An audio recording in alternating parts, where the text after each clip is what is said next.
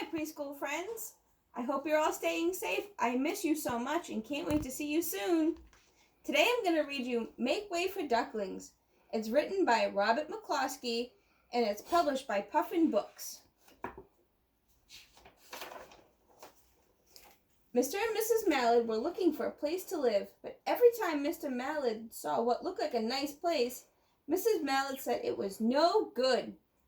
There were sure to be foxes in the woods or turtles in the water. She was not going to raise a family where there might be foxes and turtles, so they flew on and on. When they got to Boston, they felt too tired to fly any further. There was a nice pond in the public garden with a little island on it. The very place to spend the night, quacked Mr. Mallard, so down they flapped. They were so tired after flying all day. Next morning, they fished for their breakfast in the mud at the bottom of the pond. They didn't find much.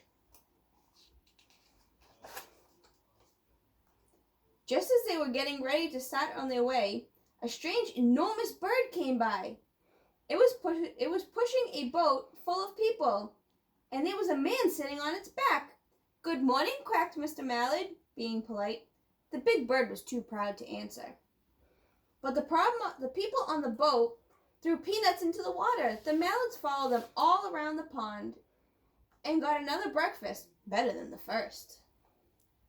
"You can ride these in Boston. That's so much fun." "I like this place," said Mrs. Mallard as they climbed on the banks and waddled along. "Why don't we build a nest and raise our ducklings in this pond? There are no foxes and no turtles, and the people feed us peanuts. What could be better?" "Good," said Mr. Mallard, delighted that at last Mrs. Mallard had found a place that suited her. "But—" "Look out!" squawked Mrs. Mallard, all of a dither. "You'll get run over!" And when she got her breath, she added, "This is no place to raise a family. There are horrible things rushing around. We'll have to look somewhere else." Oh no, he almost got run over by a bike. So they flew over Beacon Hill and round the State House, but there was no place there. They looked in Louisburg Square, but there was no water to swim in. Then they flew over the Charles River. "This is better," quacked Mrs. Mallard. "That island looks like a nice, quiet place, and it's only a little way from the public garden." "Yes," said Mrs. Mallard, remembering the peanuts. "That looks like the right place to raise our hatchlings." So they chose a cozy spot among the bushes near the water and settled down to build their nest. And only just in time, for now they were beginning to molt and all their old wing feathers started to fall off, and they would not be able to fly again until the new ones grew in. But of course they could swim, and one day they swam over to the park on the riverbank, and there they met a policeman called Michael. Michael fed them peanuts, and after the Mallards called on Michael every day, they made a new friend. After Mrs. Mallard had laid 8 eggs in the nest, she couldn't go visit Michael anymore because she had to sit on the eggs to keep them warm. She moved off the nest only to get a drink of water or to have her lunch or to count the eggs to make sure they were all still there. One day, the ducklings hatched out. First came Jack, then Cack, and then Lack, then Mack, and Knack, and Oack, and Pack, and Quack. Mr. and Mrs. Mallard were bursting with pride. It was a great responsibility to take care of so many ducklings. It kept them very busy. One day, Mr. Mallard decided he'd like to take a trip to see the rest of the river. So off he set. "I'll meet you in a week in the public garden," he quacked over his shoulder. "Take good care of the ducklings."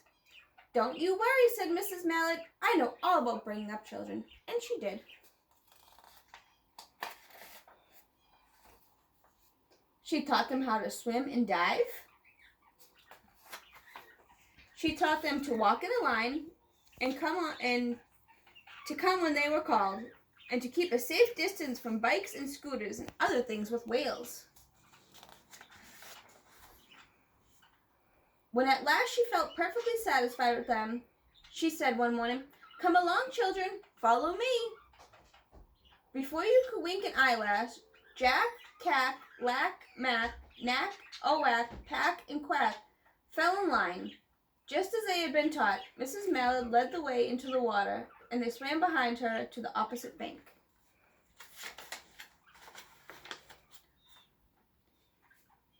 When they waded ashore and waddled all along till they came to the highway, Mrs. Mallard stepped out to cross the road. "Honk, honk," went the horns on the speeding cars. "Quack," went Mrs. Mallard as she tumbled back again. "Quack, quack, quack, quack," went Jack, Cack, Lack, Mack, Knack, Oack, Pack, and Quack, just as loud as their little quackers could quack. The cars kept speeding by and honking, and Mrs. Mallard and the ducklings kept right on quack, quack, quacking. Oh no, what are they going to do?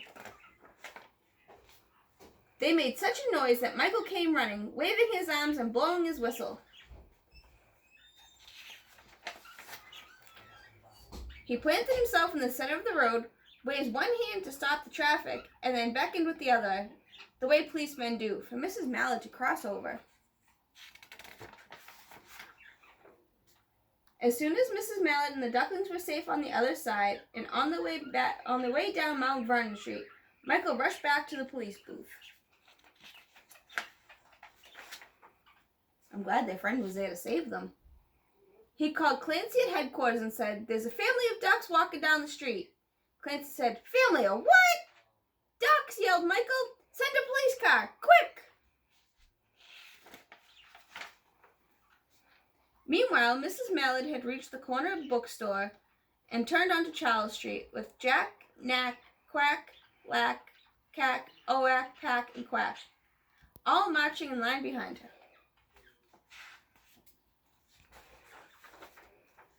Everyone stared. An old lady from Beacon Hill said, "Isn't it amazing?" And the man who swept the street said, "Well now, ain't that nice?" And when Mrs. Mallard heard them, she was so proud she tipped her nose up in the air and walked along with extra swing in her waddle. She was so proud to hear she had such good kids. When they came to the corner of Beacon Street, there was the police car with 4 policemen that Clancy had sent from headquarters. The policemen held back the traffic so Mrs. Mallard and the ducklings could march across the street. There they are, marching right across.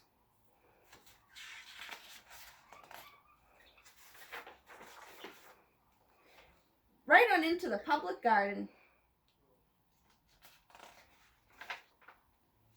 Inside the gate, they all turned round to say thank you to the policeman. The policeman smiled and waved goodbye. When they reached the pond and swam across the little island, there was Mr. Mallard waiting for them, just as he had promised. The ducklings liked the new island so much that they decided to live there. All day long, they follow the swan boats and eat peanuts. And when night falls, they swim to the little island and go to sleep. The end.